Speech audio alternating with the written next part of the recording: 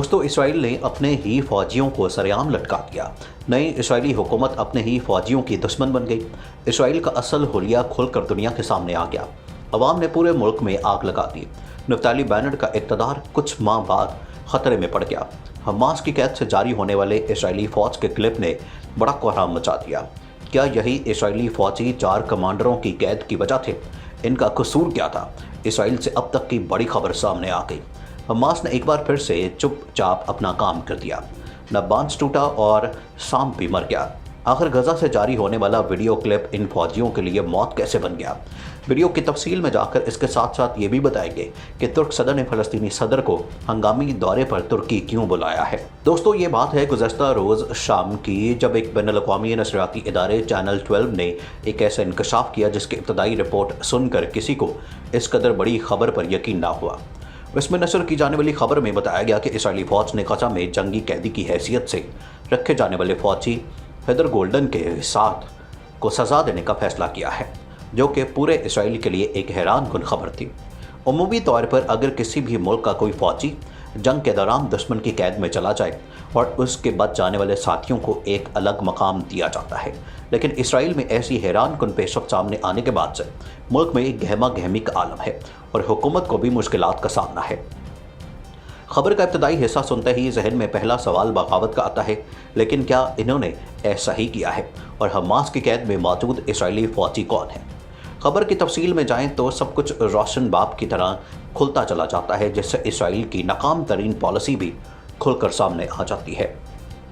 Israel अंदर से इस कदर खोखला मुल्क है, ये सुनकर आप भी हैरान रह जाएंगे कि 9 लाख कुफार का ये मुल्क अपनी नाकामी छुपाने के लिए किसी को भी सूली लटकाने से गुरेज नहीं करता। खबर यह है कि हमास की कैद में जाने वाले 4 इसराइली फ़ौजियों के इन साथियों ने मीडिया पर इसराइली हुकूमत को तंज का निशाना बनाया है और कहा है कि हुकूमत गोल्डन को बाजियाब कराने में नाकाम रहे। चैनल 12 के मुताबिक ये फ़ौजी भी एक जंग में गेबूती रिकनेंस बटालियन का हिस्सा थे, जिस पर उनका साथी भी शामिल था, जो कि इस वक्त हमास की कैद में है। नशरियाती इदारे ने हवाले से मज़ीद तफसीलात जारी करते हुए कहा है कि इन अहलकारों के ख़िलाफ़ हुकूमत पर तनकीद करने की वजह से सख्त तरीन फद जुर्म आयद की गई है, जिसके बाद इनको सख्त तरीन सज़ा देने का फ़ैसला किया गया है।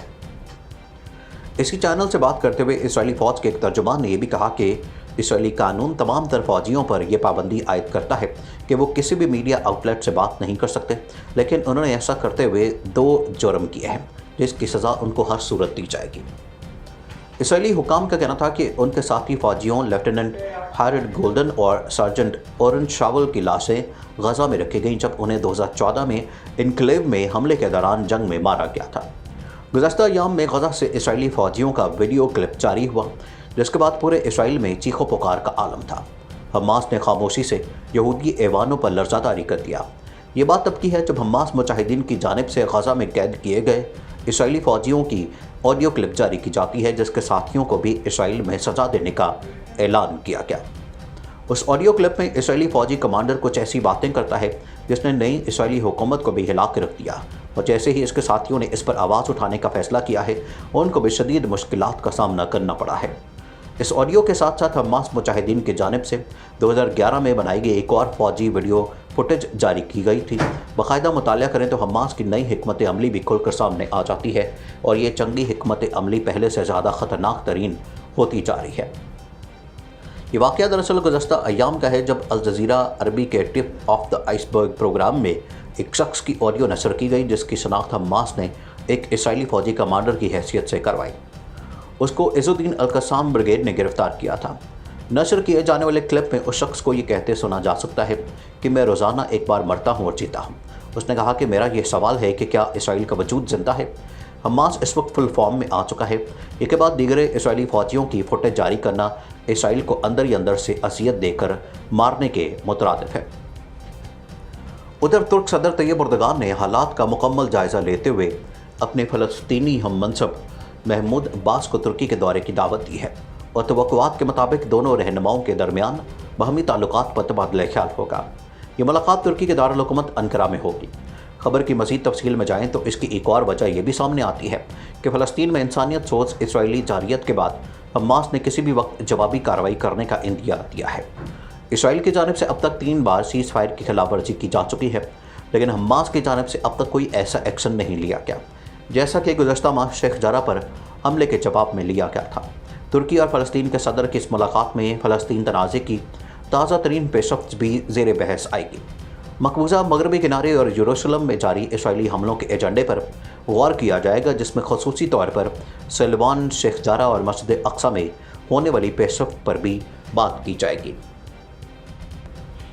दूसरी जानिब हमास ने मकबूजा फ़लस्तीन में अमेरिका की सरकर्दगी और सहूनी फ़ौज की मौजूदगी में जारी फ़ौजी मशकों में बाज़ इस्लामी और अरब ममालिक की शिरकत को हदफ तनकीद बनाया है।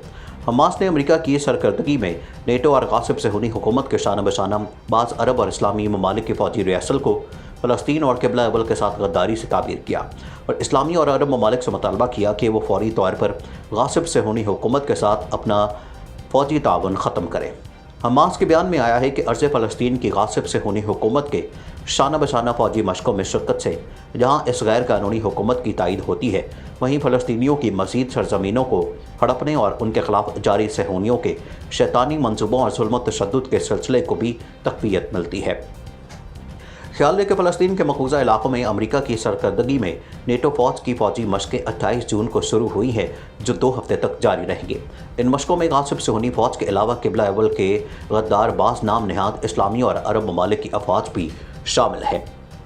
उधर UAE के बाद बहरीन की आमराना हुकूमत ने खालिद यूसुफ को मकबूजा फ़लस्तीन के लिए अपना पहला सफ़ीर मुतय्यन किया है।